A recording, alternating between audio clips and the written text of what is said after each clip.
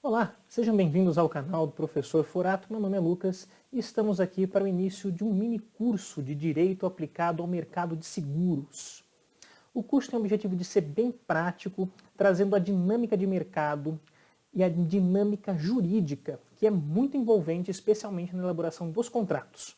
Para as nossas primeiras aulas, eu preparei um material que é muito importante. Embora ele tenha uma natureza um pouco mais teórica, um pouco mais filosófica, já que a gente vai falar de teoria geral do direito, mas aplicado ao mercado de seguros, ela pode ser até um pouco envolta de filosofia. A gente vai caminhar por várias searas nos longos das próximas aulas, mas vocês vão conseguir observar a cada passo o quanto a compreensão desses conceitos é importante para compreender um contrato de seguro. Então vamos para a aula de hoje? Para a aula de hoje eu preparei um material bem bacana. A gente vai fazer basicamente a primeira conceitualização. Vamos definir o que é direito. Para que você já tenha um panorama geral das próximas aulas, eu sempre vou colocá-las como se fosse um conjunto, para que elas consigam abranger um tema específico, tá? Então, nas nossas próximas aulas a gente vai classificar o direito nos dois principais conceitos dele, objetivo e subjetivo. Então vamos compreender a aplicação desse direito no ambiente do direito público e no ambiente do direito privado. E a partir desse momento nós vamos entrar num tema que talvez seja o mais importante para quem está tratando de seguro, que são as fontes do direito. Uma vez que os seguros eles compreendem uma das atividades financeiras mais bem reguladas do Brasil, o que acaba envolvendo uma série de legislações em diferentes pontos hierárquicos. A gente vai tratar desde a Constituição Federal até normas específicas da SUSEP. Então a gente consegue compreender aí o quão amplo é. E tudo isso vai ter reflexo na elaboração dos contratos e na especificidade de cada produto no mercado de seguros. E para a gente completar esse conjunto de teoria geral do direito, a nossa quinta aula ela vai tratar de conhecimento e ciência e, portanto, da ciência do direito. Mas especialmente aqui a gente vai estar falando desse futuro, que até há pouco tempo atrás era futuro, mas que talvez já tenha chegado em muitos aspectos.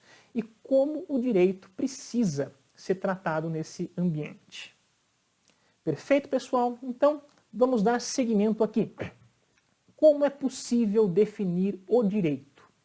Essa definição a gente vai trabalhar ela a partir de 4 elementares. A fenômeno histórico-cultural, que é elementar fenomenológica, vai conceituar o direito a partir do seu nascedouro, junto com a história da humanidade. A ordenação da própria realidade, que vai ser o primeiro resultado do direito, porque a partir dessa ordenação é que a gente vai conseguir compreender os sistemas normativos. E então, o direito começa a adquirir as suas características de ciência social. Claro que a gente vai estar falando isso dentro do ambiente do Brasil. E o Brasil, ele teve o seu direito conformado, isso aí a gente vai conseguir observar quando a gente estuda a história do Império Brasileiro, lá no Segundo Império, a partir de uma teoria chamada positivismo, que inclusive vai ser essa teoria sociológica e filosófica que vai fomentar a declaração da República e o fim do Império. Justamente por isso, o lema do positivismo consta na nossa bandeira, que é ordem e progresso. E vocês vão conseguir compreender como o direito, nessas 4 acepções, dentro dessa teoria trabalha. Vamos fazer a leitura desse pequeno trecho, para conceituar melhor, né? Então, o direito positivo expressa o conceito de direito enquanto uma prescrição normativa, né? Prescrição, uma ordem, né? Como se fosse uma receita médica. O médico te dá uma prescrição. Então, uma ordem de normas imposta pelo Estado a partir de um conjunto sistêmico dessas normas jurídicas, criadas a partir de um fenômeno histórico-cultural, ordenando a realidade social num dado tempo, para permitir que a sociedade alcance o seu progresso a partir da sua realidade ordenada. Tá? Então, vamos trabalhar esse conceito. Inicialmente, a gente tem que compreender que o conceito de direito, nessa estrutura fenomenológica, ele acompanha a história humana. Quando a gente olha o ser humano, lá 3 milhões de anos atrás, os primeiros registros do homem na Terra, a sua estruturação, quando ele começa a formar as pequenas comunidades nômades, essas comunidades elas vão ter necessidade de se organizar. Essa necessidade vem da estipulação de uma liderança, para que eles possam decidir quais caminhos eles tomam, para onde eles vão, de acordo com as necessidades ambientais para obtenção de alimento. Essa estrutura de liderança para decidir como esse caminho vai ser desenvolvido já é uma estrutura jurídica, porque você já tem uma figura de autoridade que está direcionando para um pequeno grupo ainda um caminho a seguir. Então a gente pode conceituar isso como o fenômeno histórico da construção do direito.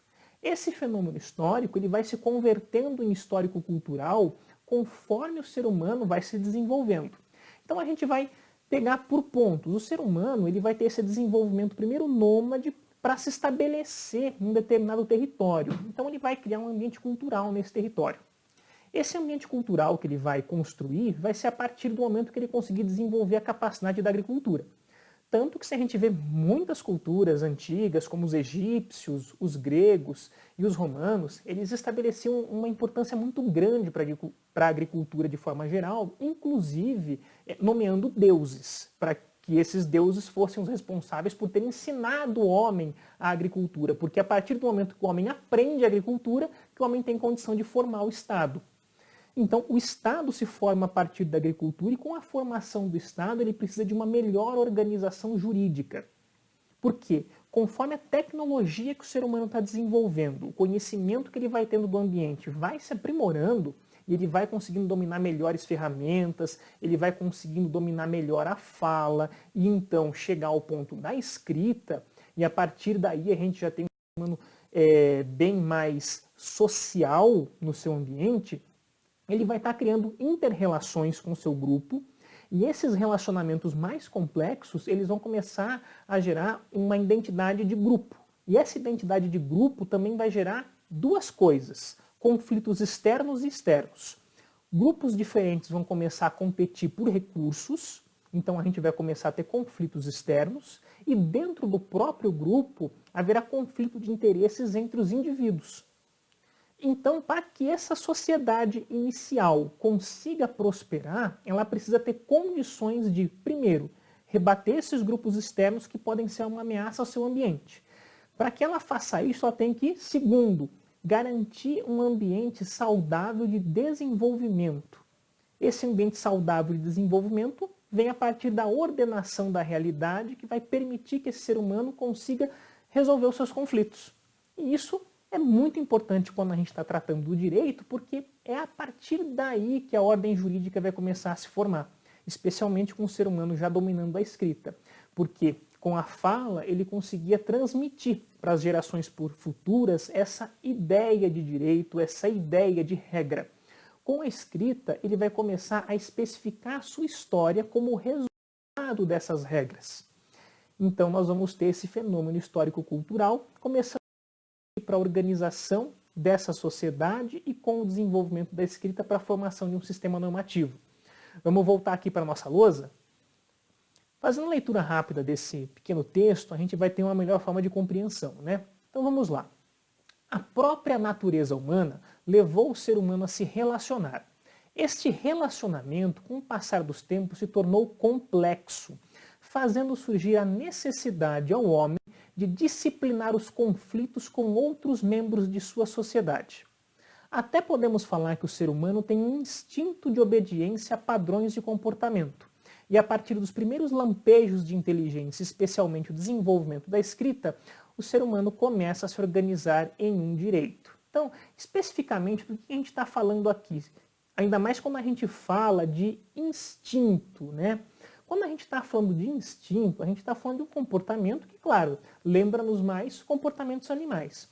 Mas vejam bem, ainda as organizações animais que a gente pode considerar como primitivas, porque não tem nem um centésimo, uma centelha do que foi o comportamento humano 3 milhões de anos atrás, eles têm estruturas bem complexas, arranjamentos sociais.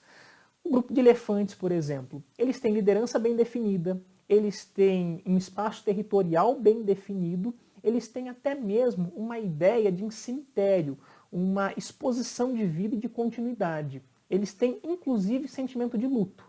Tudo isso os ambienta numa formação social, de certa forma. O ser humano, ele é o resultado da evolução dessa formação social. Então, esse instinto de padrão foi se transformando num instinto de organização. E essa organização, por sua vez, levou ao surgimento de uma ordem jurídica, ou seja, do direito. Então, quando a gente está tentando conceituar o direito, nós temos que ter bem em mente essas três estruturas: formação social, formação histórica e essa intenção de autorregulação. Então, vamos seguir aqui com a nossa lousa, né? Podemos dizer, portanto, que o direito é a construção histórico-cultural em uma dada sociedade humana que, conforme suas relações mais complexas, buscam meios mais eficazes de ordenar a realidade e, com o melhor domínio da dialética e da escrita, se compuseram em um sistema normativo que pode ser escrito ou não. Tá? Coloquei esse parênteses aqui porque nas próximas aulas a gente vai conversar sobre diferentes arranjos jurídicos que países podem se compor. Então a gente tem, por exemplo, no Brasil, resultado desse ambiente positivista, um arranjo jurídico que ele já vem de forma histórica da ambientação portuguesa, que por sua vez era uma ambientação jurídica muito voltada à Igreja Católica, já que era um reino com uma religião definida. E essa ambientação da Igreja Católica, nesse período de 1400, 1500, ela era basicamente formada pelas estruturas base do Império Romano Germânico. O Império Romano Germânico ele foi o resultado da divisão de Roma entre Bizâncio e a Roma italiana. E então, os germânicos dominaram essa região e começaram a impor uma ordem jurídica que ainda tinha natureza nas leis romanas. São as chamadas leis das 12 tábuas. Por várias vezes a gente vai passar nisso, até quando a gente estiver falando de direito civil, algumas dessas regras são bem importantes como princípios. E essa ambientação romana, ela vai dar uma ordem que a gente chama de sistema romano-germânico, que é o nosso, que vem dessa conformação histórica. Até mesmo por isso que a gente vai encontrar ao longo das nossas aulas muitos termos em latim, que são adotados no direito, que são adotados nos contratos e têm essa mesma natureza. Já em países, especialmente os países anglo-saxões, a Inglaterra, os Estados Unidos e as suas colônias, que depois foram se tornando países independentes, né, Canadá, algumas regiões da África e da Austrália. Claro que a gente não está aqui citando ordens jurídicas da Ásia, elas têm peculiaridades diferentes que ao longo do nosso curso a gente vai tratar especialmente por conta da extraterritorialidade dos contratos jurídicos, mas por hoje a gente vai fixar nesses dois ambientes, o sistema romano-germânico, que tem a lei escrita, e o sistema do common law, que tem essa natureza anglo-saxã, que é muito comum na Inglaterra e nos Estados Unidos. Por isso esse parêntese, tá? Então, vamos voltar aqui para a nossa lousa. Mas o positivando, delegando ao Estado monopólio da força para que aplique o direito a partir de um poder jurídico. Tá? Vamos fazer um adendo bem forte aqui nessas duas questões. Monopólio da força e poder jurídico. A gente precisa compreender esses dois termos, por quê? Monopólio da força, ele é resultado da nossa própria legislação. Se a gente pegar a nossa Constituição Federal, ela já está lá no preâmbulo, diz que todo poder emana do povo. Mas emana, significa que o poder não está objetivamente, diretamente na mão do povo. O poder está na mão do Estado e emanou do povo. Significa que o povo delega ao Estado o poder para fazer valer uma ordem jurídica. Então, esse poder jurídico, resultado dessa transferência do poder do povo para o Estado, dá ao Estado, o monopólio da força, para que ele possa estruturar-se como um ente forte, como um ente que vai poder apontar o direito como uma obrigação. Isso é muito importante. O Estado ele tem esse direito de dizer, não, esta é a lei e você, cidadão, cumpra. Se não cumprir, há uma punição. Tá? Essa é a estruturação do monopólio da força. A gente vai ter aí muitos filósofos, Roberto Bobbio, que vão tratar bem disso. Quando a gente fala de poder jurídico, a gente não pode confundir com os três poderes do Estado, o poder legislativo, judiciário e executivo. O poder jurídico ele é um poder conceitual que o Estado tem para se auto-organizar e para impor a lei. seja através de qualquer organização que o Estado tenha. Ele pode ser um reinado absoluto, ele pode ser uma monarquia parlamentar, ele pode ser dividido só entre poder parlamentar e judiciário, com um primeiro-ministro, que é um ente legislativo que exerce uma função executiva, ou ele pode ser, como é o caso brasileiro, que tem 3 distinções de poderes: o executivo na mão do presidente da República, o legislativo através da Câmara de Deputados e Senados, e o judiciário, claro, em esfera federal. No município a gente tem a Câmara de Vereadores, a Prefeitura, no Estado a Assembleia Legislativa, o Governo do Estado, o Poder Judiciário Estadual, e os municípios não têm poder judiciário próprio. Mas, só para a gente conseguir deixar bem definido esses 2 conceitos para que eles não causem confusão, tá? E aqui do lado da nossa lousa, só para deixar um pequeno exercício para vocês, tá? Vocês vão ver que eu coloquei aqui diversos nomes, são diversos filósofos, diversos pensadores, doutrinadores jurídicos, inclusive um brasileiro, Eros Roberto Grau, que eles pensaram diferentes formas de definir o direito. Isso aqui é muito interessante, por quê? Porque muitos desses pensadores, eles tentaram criar elementos e demonstrar que o direito ele não era uma atividade pura, ou seja, ele não poderia ser definido de certas formas. E muitas vezes eles tentavam se contradizer. Em alguns pontos apareciam indivíduos que apontavam o direito como sendo uma determinada atividade ou um determinado conceito, e outro que tentava desconstruir esse raciocínio. O resultado dessas diversas atividades intelectuais foram diversas conceitualizações para o direito. E quer saber o que é interessante dessas diversas contextualizações e conceitualizações para o direito? Todas estão certas. Por mais que muitas vezes eles tenham até debatido ideias, tentando contrapô-las, tentando demonstrar que elas não faziam parte de um conceito adequado, quando você começa a analisar todas elas em sequência, você verifica que cada proposta jurídica representa uma possível definição. Então, definam direito. Podem colocar aqui nos comentários do vídeo. Façam suas próprias definições do direito. E daqui a um tempo a gente volta e faz análise de todas elas, e vocês vão ver como diferentes conceitos ainda conseguem definir o direito. Não vai ter um conceito errado, mas também não existe um único conceito que possa ser taxado como certo. O conceito de direito ele vai se construindo ao longo da história. Mas a gente só pode dar um ponto para ele. É um único elemento que o direito vai demonstrar. Ele significa, em acepção última, justiça. Então, de forma geral, podemos dizer que o fim último do direito é a justiça. E aí a gente trouxe aqui uma frase muito antiga, um princípio jurídico que tem uma origem talvez romana ou talvez até mais antiga, que a justiça é dar a cada um aquilo que é seu. Se a gente for trazer isso para um ambiente contratual do direito, a gente vai poder falar que justiça é, de forma geral, o respeito à regra, o respeito ao contrato, o respeito àquilo que é imposto, desde que essa imposição nos traga justiça. Perfeito, pessoal? Muito obrigado pela participação de todos hoje e até a próxima aula.